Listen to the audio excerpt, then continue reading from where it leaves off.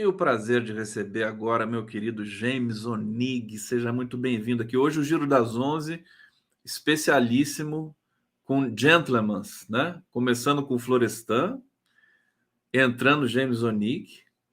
E daqui a pouco nós teremos Paulo Bus também, da Fiocruz, falando aí. A gente vai falar muito da questão de saúde, dos hospitais bombardeados lá em Gaza. Quer dizer, só gentleman, só a elegância encarnada.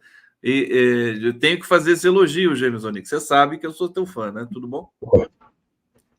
Nossa, eu que sou seu fã, Conde. Esse trabalho que você faz é um trabalho importantíssimo.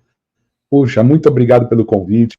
E é sempre muito bom estar com você, numa hora que a luta precisa de todas as frentes, né, Conde? Precisamos atuar em todas as frentes. Todas as frentes. A última vez que o James esteve aqui foi uma aula fantástica que ele deu sobre essa questão geopolítica, né, ali de Gaza, de Israel e tudo mais. E hoje a gente vai para mais uma jornada desse trabalho fantástico do James Onik, que, para quem não conhece, geógrafo, ele é geógrafo, professor de geopolítica do Laboratório de Pesquisas em Relações Internacionais da FACAMP, pesquisador do Programa de Estudos Pós-Graduados em Economia Política da PUC de São Paulo. Tá correto aqui, ô, meu querido James? Vamos, o James de Exato. branco, tudo elegante hoje. Tá Pela correto. paz, né, James? Muito, muito bom. Pela paz, né? Você tá pela paz Pela hoje aqui. paz, Conde. Acho que foi bem isso que abri a gaveta e peguei o branco meio que pensando nisso. James, começar pela fala do Biden. Eu queria que você comentasse um pouco ontem, que foi uma fala assim de um cinismo atroz, né? Porque e brutal, porque acaba desencadeando mais um ciclo de violência, porque ele está pedindo dinheiro para mais violência. Essa situação dos Estados Unidos, a gente está vendo resistências internas lá nos Estados Unidos, muitas manifestações pró-Palestina dentro do território estadunidense. A coisa ali vai. Ela tem consequências muito fortes ali dentro do território estadunidense. Né? Queria te ouvir um pouquinho sobre isso. James Onig. Conde, estamos mais uma vez assistindo à atuação do governo dos Estados Unidos, praticamente pontuando quais são seus inimigos. O pedido de dinheiro de Biden ontem realmente não é só o pedido de dinheiro, é um grito de desespero dos decadentes capitalistas estadunidenses de que eles precisam lutar contra a Rússia, ao pedir dinheiro para a Ucrânia, contra a China, ao pedir dinheiro para Taiwan, e contra o sul global, representado pela luta do povo palestino. Então, eu acho que ficou muito claro, a partir do momento que ele faz esse discurso,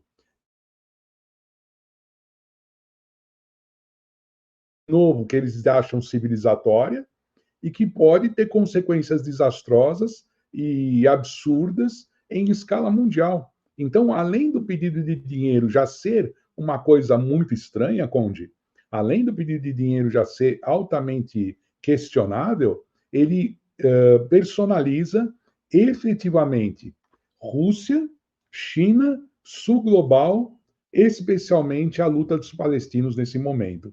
Então, é um momento muito triste mesmo, como o Florestan estava falando. Olha, mais uma vez, eu vou até colocar uma imagem aqui, dessa vez nem tanto para ilustrar as questões, como a gente já viu várias vezes essas imagens, mas porque o sinal do James Onik está um pouquinho. Né, a internet deu aqui duas soluçadas, e se eu reduzir a tela do nosso convidado, isso se normaliza. Então, isso aqui é uma malandragem que eu estou fazendo aqui, para a gente poder avançar sem maiores problemas. James Onik, Boa, Conde. a gente percebe que o Brasil está tendo uma atuação muito forte, sobretudo essa atuação no Conselho de Segurança, está presidindo o Conselho de Segurança. Talvez essa história, né? O Brasil caiu no colo dele a presidência de segurança, a presidência do Conselho de Segurança da ONU, no momento talvez dos mais dramáticos da história recente, né? E o Brasil demonstra muita habilidade e uma maneira diferente de conduzir os processos, né? Os países europeus e os Estados Unidos, na minha visão, queria que você, inclusive, pudesse rebater ou asseverar aqui, existe um acovardamento, né? Uhum. Institucionalizado, hiperinstitucionalizado, e o Brasil ele tende a rasgar algumas questões com toda elegância também, porque ele negocia país a país, e foi uma negociação muito intensa que a gente viu ali os bastidores dessa resolução que não foi aprovada, mas que, mesmo não aprovada, ela está repercutindo. Fala um pouquinho dessa atuação do Brasil para a gente.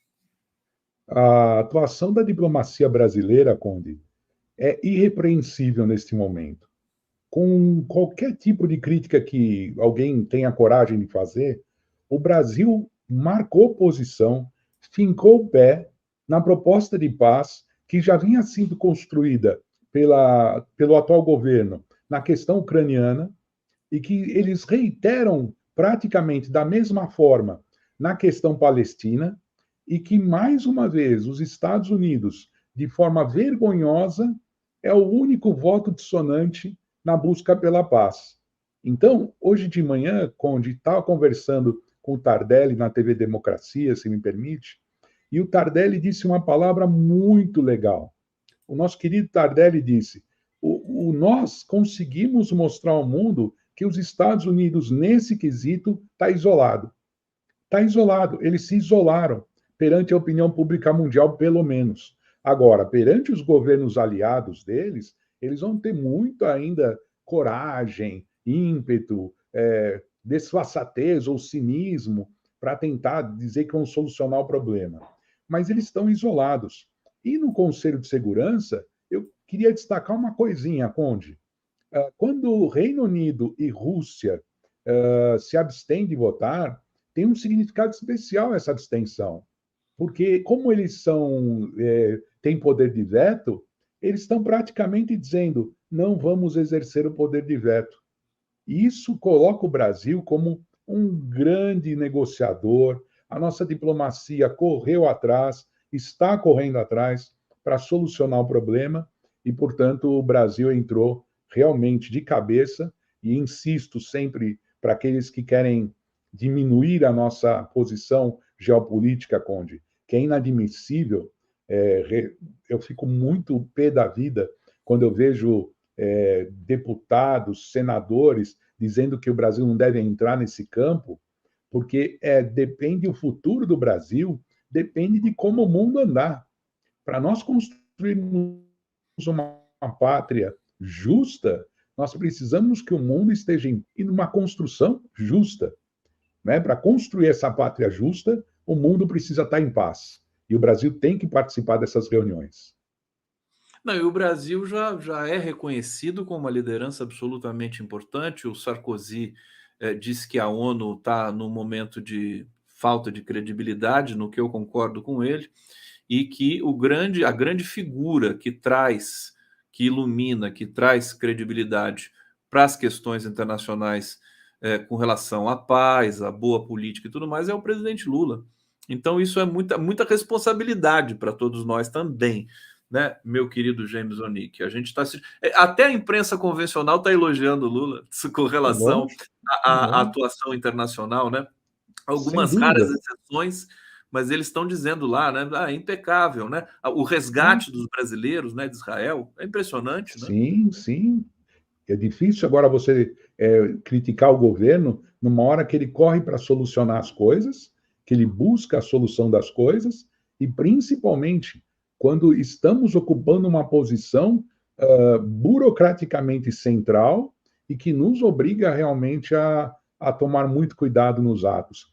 Alguns falavam que, eu vejo críticas que dizem que a resolução brasileira era ainda modesta, contemplava muitos interesses dos Estados Unidos. Vejamos então o que aconteceu. A prova é que realmente os Estados Unidos vetou, usando o vergonhoso poder de veto que eles têm e que ainda subsiste. Um custo político imenso para os Estados Unidos. Isso, né, só está no começo, né? Só está no Sim. começo essa atuação. É o Brasil chegando nesse cenário internacional com muita força. O Lula privilegiou essa pauta, né, no começo, essa agenda, né, no começo do seu governo, viajou para o mundo todo, o tempo todo. E a gente percebe também outra coisa que eu queria até tirar um pouquinho do seu comentário, da sua observação, Onig, é que nós temos uma figura também respeitada no mundo todo, que é o Celso Amorim, que é uma figura elogiadíssima, né? Referência na diplomacia internacional, que causou uma sombra para o Mauro Vieira, mas que, por sua vez, por ser uma demanda tão forte, o Mauro Vieira também está se destacando muito, sobretudo nessa questão da resolução da ONU, né? É um grande quadro também da nossa diplomacia, né, Mauro Vieira? Perfeito, Conde. A sua análise é perfeita e mostra a articulação entre a Secretaria Especial da Presidência da República para Assuntos Internacionais e o Itamaraty. Devemos lembrar que o Itamaraty é um órgão de Estado. Isso é muito importante a gente entender. E que essa secretaria, que já foi ocupada por Marco Aurélio, saudoso Marco Aurélio Garcia e outros importantes pensadores brasileiros, esta secretaria que hoje está junto com o Celso Amorim, ela representa, sim, um ponto de reflexão. E o Mauro Vieira faz a parte executiva. Então, vem a reflexão, os dois conversam e vem a parte executiva, ou seja, qual o caminho que nós vamos seguir em cima das aspirações brasileiras ao processo de paz que deveria ser imediato. James Onig aqui no Giro das 11, pedindo para todos vocês aqui darem o like na nossa transmissão, para vocês se inscreverem em nossos canais, o nosso canal aqui na TV 247 também, para prosseguir aqui trazendo comentários, críticas, sugestões, colaborações para o nosso chat e também, se vocês quiserem, preferirem, utilizar o instrumento do Super Chat, que destaca o comentário de vocês. Eu quero mostrar um vídeo agora para você e para os nossos colegas aqui, todos que nos acompanham, meu querido James Onig, daquele cirurgião humorista egípcio, né, o Bassem Youssef. Isso aí viralizou nas redes porque ele dá uma resposta muito contundente para um jornalista britânico. Nós vamos assistir agora aqui, rapidinho, 30 segundos, e a gente comenta na sequência. Vamos ver aqui, está em inglês, mas está muito fácil de entender, porque tem uma legenda e tal. Vamos ver. But when you say decapitated 40 babies, you are planting a certain image Well, who with has a said certain that? trigger in people's mind. Who has said Huh? that? Who has said 40? Who has said that? Who You has have said said that? 40 decapitated. Who has said you that? You have repeat. No, I haven't. What? I've never said that. You haven't said on your show 40 decapitated No. babies? I choked up earlier reading this new revelation about 40 babies being killed. Oh my God. And some of them Yeah. being beheaded. And I was like, how? Bom, tá aqui, não precisa nem avançar muito mais, né? Quer dizer, o egípcio, o Bassem Youssef diz que o jornalista Piers Morgan, né, mentiu sobre os bebês decapitados. O jornalista diz que ele não tem nada a ver com isso. E depois vem a imagem do jornalista dizendo dos bebês decapitados. O James Onig congelou aqui, não sei exatamente por quê, mas eu vou pedir para... Ô, James, você está me ouvindo, querido? Congelou a sua imagem? Você está aqui comigo? Diga ou cale-se para sempre. Tá, ele vai... O James Onig está com problema no sinal, vamos aguardar.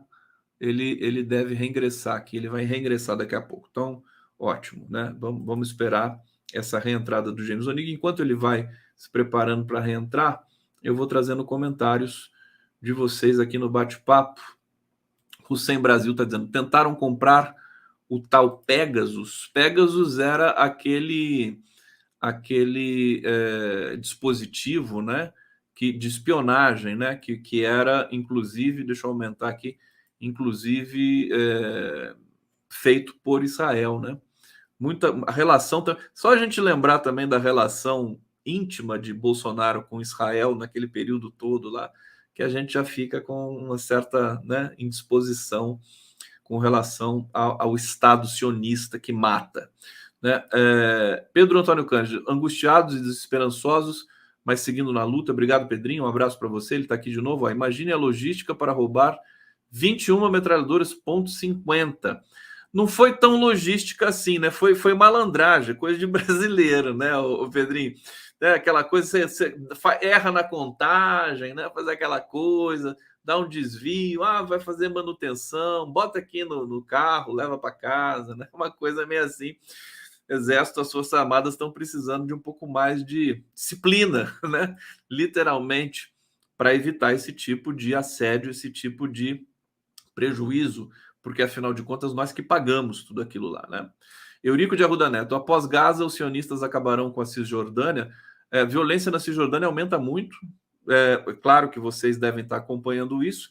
O último dado que eu tenho, de ontem à noite, 73 palestinos assassinados na Cisjordânia, né?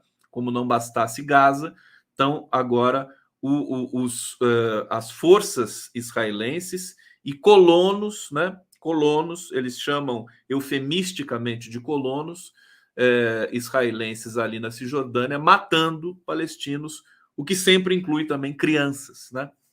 Tá aí, é uma coisa assim de violência que a gente realmente não consegue, né, aceitar, né? E é preciso que a gente tenha muita seriedade nesse momento da nossa história, porque esse conflito está escalando. Se esse conflito terminar hoje, tá certo? Por um milagre, o Netanyahu, que muita gente aqui no Brasil defende, né? Ele vai deixar como herança um novo ciclo de terrorismo para o mundo, né? É isso que está acontecendo. Vai deixar a herança na Europa, sobretudo. A Europa está assustadíssima com isso, né? Por isso que eles já estão fazendo uma certa inflexão, né, no sentido de deixarem essa submissão vergonhosa aos interesses estadunidenses. Júlio César Beraldi está dizendo aqui: 2009 teve roubo de armas no batalhão de Caçapava. Teve mesmo. Aqui, fui eu que peguei. Tô brincando. Caçapava é a minha cidade, né? Eu me lembro muito bem disso. E essas armas, acho que encontraram parte delas e depois não encontraram mais. Foi uma lambança sem fim, viu, Beraldi? Essa história do roubo aqui de armas em Caçapava. Bom, James Onig tá demorando para reentrar e eu vou seguir aqui com vocês. Vocês são agora meus convidados aqui, tá bom? Vamos combinar assim? Vou entrevistar o público hoje aqui no nosso Giro das 11. Comentem aqui, por favor, porque daqui a pouco eu vou voltar para os comentários. E, o James Onig está voltando, vamos ver. Ô, James Onig! Ô, Conde, mil desculpas, Conde. E aí, mas agora tá bom? Agora tá bom, agora tá bom. Vamos lá? Eu estava lendo comentários aqui. Vou passar para você, porque não deu tempo de você falar sobre essa entrevista que desmascarou, né, esse jornalista britânico que mentiu descaradamente, inclusive uma mentira que foi replicada por jornalistas brasileiros aqui. Comenta um pouquinho para a gente esse fato. A guerra de informações precisa de militantes como esse médico. Ela é fundamental para desmascarar uma série de coisas que estão acontecendo. E eu queria mostrar um pouco dessa minha reflexão, da fala desse médico, tentar trazer para você, Conde, para quem está nos escutando, uma reflexão que eu tenho estudado nos últimos dias, acompanhado muito de perto, que é a seguinte: o que está acontecendo hoje naquela região é um genocídio, marcadamente um genocídio. O genocídio se configura por deportação de população. Uma das características é deportação de população. Então, quando eles estão pedindo ou ordenando que a população saia do norte de Gaza e vá para o sul de Gaza, que eles vão arrasar com o norte, está em jogo uma tática, e aqui me permita explicitar da melhor forma possível, está em jogo uma tática de pressionar a fronteira sul de Gaza com uma tragédia humanitária a ponto de não terem condições de sustentar a situação, pressionar o Egito a abrir a fronteira para que a população saia de Gaza. Está em jogo hoje, Conde, um processo claro, na minha modesta opinião, de tentativa de esvaziamento de Gaza para a ocupação do território e a solução final que Israel quer para aquela região se concretize. O fim da causa palestina sem os palestinos em Gaza. Porém, as consequências que isso pode ter podem levantar o mundo árabe contra Israel, talvez de forma incontrolável. Então, a ajuda humanitária é também hoje um enorme instrumento para garantir a paz, parar de pressionar a fronteira sul em Rafa, no Egito, na fronteira com o Egito, porque isso tende a se transformar num gravíssimo problema humanitário, Conde. Então, eu aproveito esse espaço para trazer essa reflexão, pedir para que todos estejamos atentos e mandarmos e-mails, pressionarmos da melhor forma possível, organismos, tudo que a gente puder fazer, porque empurrar 1 milhão de pessoas para onde já tem outro milhão não é fácil. Então, o que esse médico fez foi desmascarar esta tática absurda de tentar criminalizar toda a população palestina por eventuais crimes cometidos pelos invasores, mas que não se sustentam às mínimas evidências de observação. Então, o perigo está colocado, Conde. A gente precisa ver uma câmera, tem que denunciar. Então, o que ele fez foi realmente desmascarar essa mídia tradicional. Antológica essa performance desse cirurgião, humorista egípcio, ali na TV britânica. A Eliane Flor está dizendo aqui, 352 mortos nas últimas 24 horas na Palestina. Assassinados, né? A gente fala mortos, parece eufemismo também. Mas obrigado, Eliane. Todos nós falamos isso, não se trata de um escorregão, mas apenas estou chamando a atenção aqui para a nossa grade de interpretação. Olha, a propósito do que você está falando, meu caríssimo James Onig, olha essa notícia aqui, bombardeios no sul de Gaza fazem palestinos voltarem para o norte. Quer dizer, Israel manda eles saírem do norte, porque vai ter entrada por terra, não sei o quê. É como se Israel enganasse, quer dizer, isso é mais que um crime de guerra. E agora eles estão voltando para o norte, porque Israel está bombardeando o sul. E aí, Onig? É incrível. Também pode estar em jogo, Conde, uma divisão da faixa de Gaza. Eles abriram um corredor para eles, evitarem que o norte e o sul tenham relação, e assim estabelecer movimentos de controle de entrada e saída da população para poder pegar quem é do Hamas ou prender as pessoas do Hamas num determinado momento.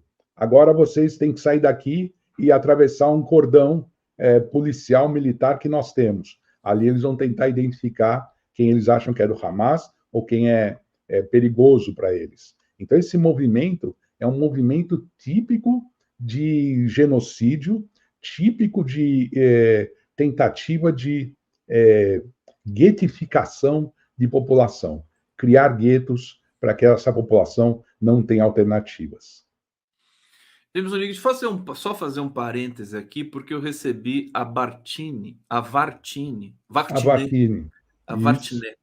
e que veio falar sobre a tensão, o conflito também na Armênia, Azerbaijão, e o James Onig é descendente de armênios, né, James? Sim, sou Conde. Nós falamos, inclusive, de você aqui, e ela chamou muito atenção para o que transcorre também neste momento, né?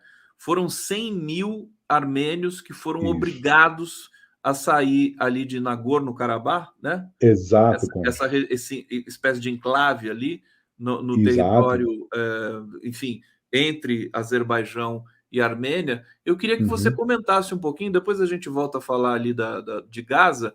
Como é que está a situação hoje ali? Você tem acompanhado? Acho que é evidente que sim, porque você tem, né, interesse direto ali.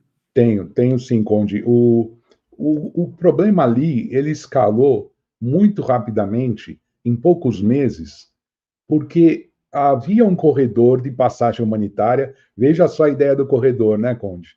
Como ela é importante. Esse corredor de passagem humanitária foi fechado pelo Azerbaijão. O Azerbaijão fechou e a região de Nagorno-Karabakh ficou sem comida e remédios durante 6 meses, vindos de fora. Tinham que trabalhar com os suprimentos deles.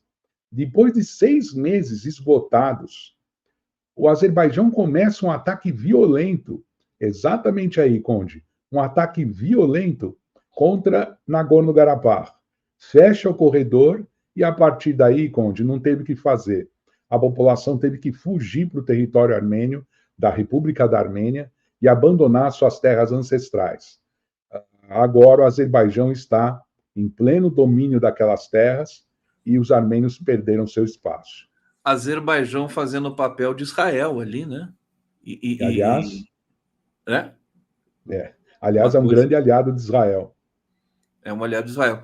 Olha, a gente vai prosseguir aqui, inclusive falei também com a Kenarik Bojikian, que também indicou você para falar sobre a Armênia, e nós vamos continuar debatendo também esse tema, não vamos deixar passar, não, né? O genocídio do povo armênio, que inclusive foi reconhecido pelos Estados Unidos, né? Curiosamente.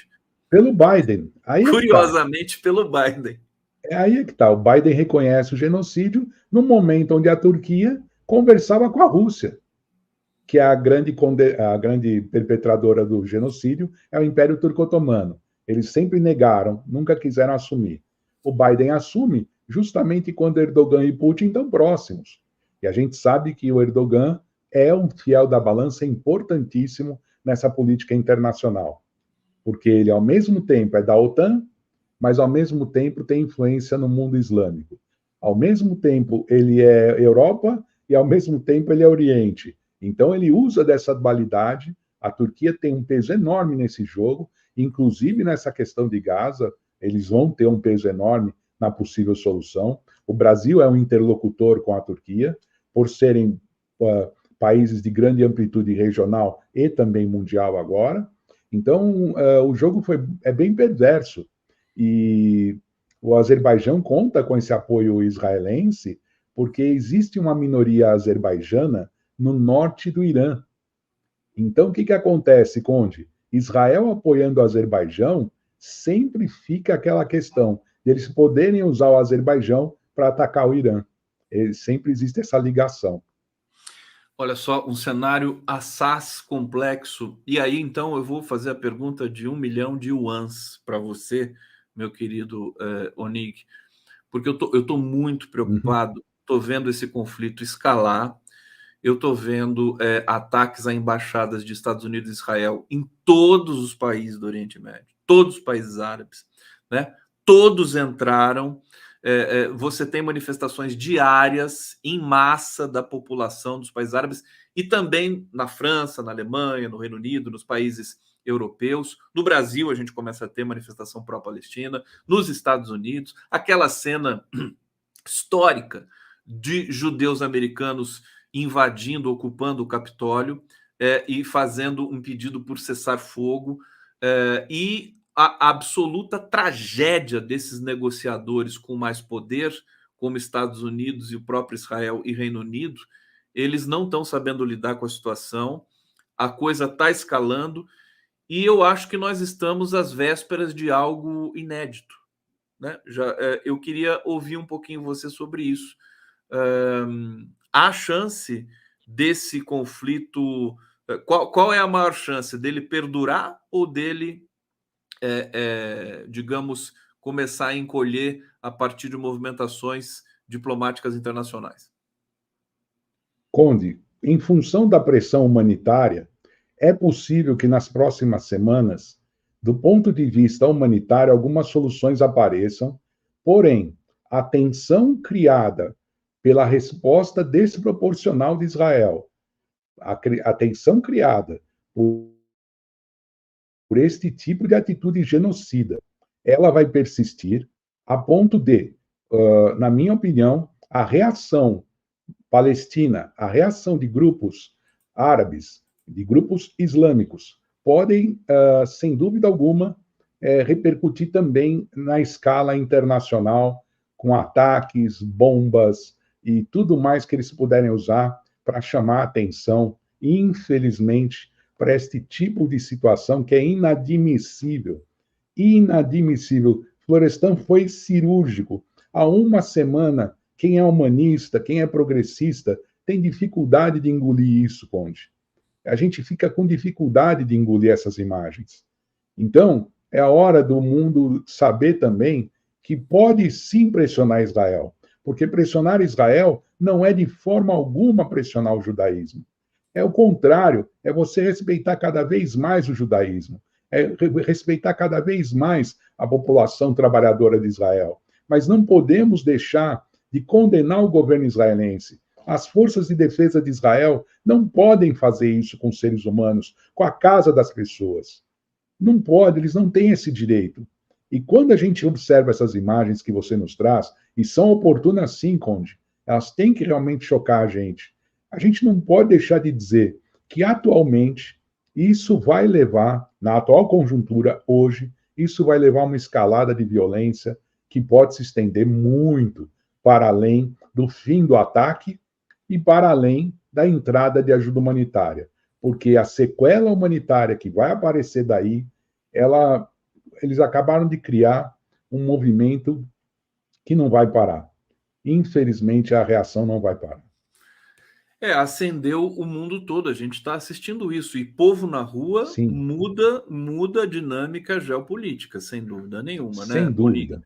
Ô, Nick, eu Sem queria que dúvida. você comentasse sobre o ataque ao hospital, que provocou ali, segundo dados oficiais, 471 mortos, né? E a tentativa de Israel e dos próprios Estados Unidos de terceirizarem essa responsabilidade, que acho que foi uma tentativa que fracassou fragorosamente, né? Ninguém engoliu isso, a meu ver, no cenário internacional, a não ser os jornalistas que estão por aí no Brasil, os brasileiros que são submissos a toda essa agenda ocidentalizante estadunidense.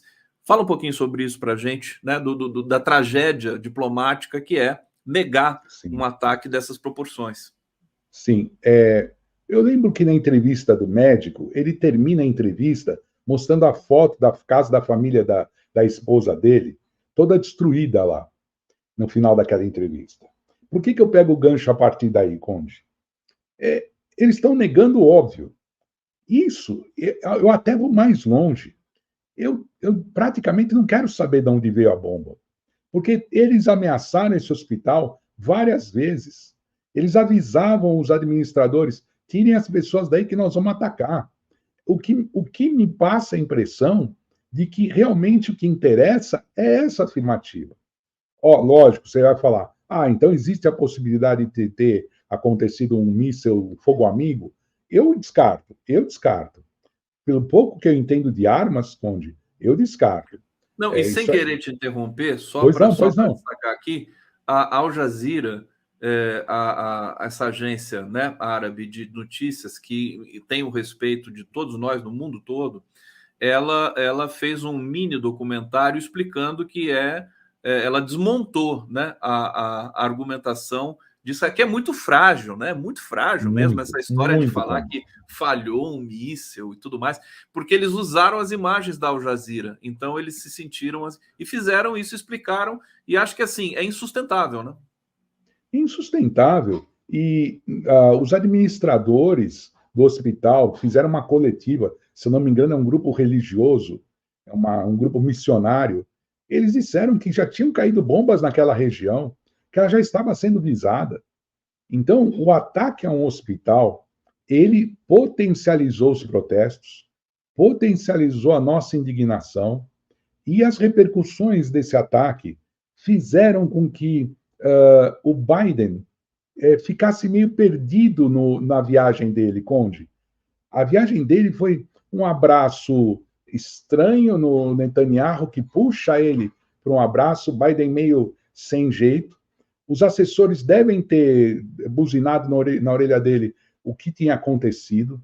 Ele não foi recebido por outros líderes da região.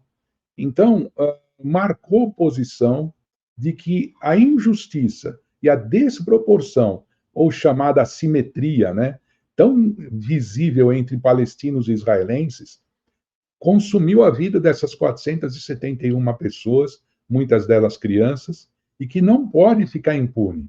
Eu acredito que a governança global, que o presidente Lula e outros líderes do Sul Global tanto querem, uma nova governança global, tem que criar mecanismos de checagem rápida destas coisas. Uma força-tarefa de observadores que imediatamente são levados a esse local para definir quem é o culpado. E nós sabemos quem é, porque não importa que tipo de bomba tenha caído.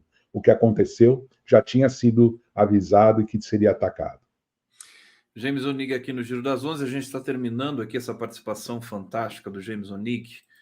Gabriel Santa Rosa está aqui colaborando conosco, muito obrigado. Pedro Antônio Cândido, familiares de Hassan Rabi, do grupo Brasileiros que tentam voltar para o Brasil, de brasileiros que tentam voltar para o Brasil, foram assassinados hoje em Gaza. Seu primo com esposa, filhos e netos do casal. Lamentável essa informação. Obrigado, Pedrinho, por nos avisar aqui, Pedro Antônio Cândido. E é terrível. Eu tenho até pensado no seguinte, aquela adolescente brasileira que mora em Gaza, como é que é o nome dela? Ela gravou vários vídeos para a mídia brasileira. Esqueci o nome dela agora. Se alguém puder me lembrar. Se alguém puder me lembrar do bate-papo aqui, ela deu branco, porque ela se tornou muito conhecida. Se essa adolescente morrer, né, for assassinada, você imagina a comoção que vai ser, Shahed, né?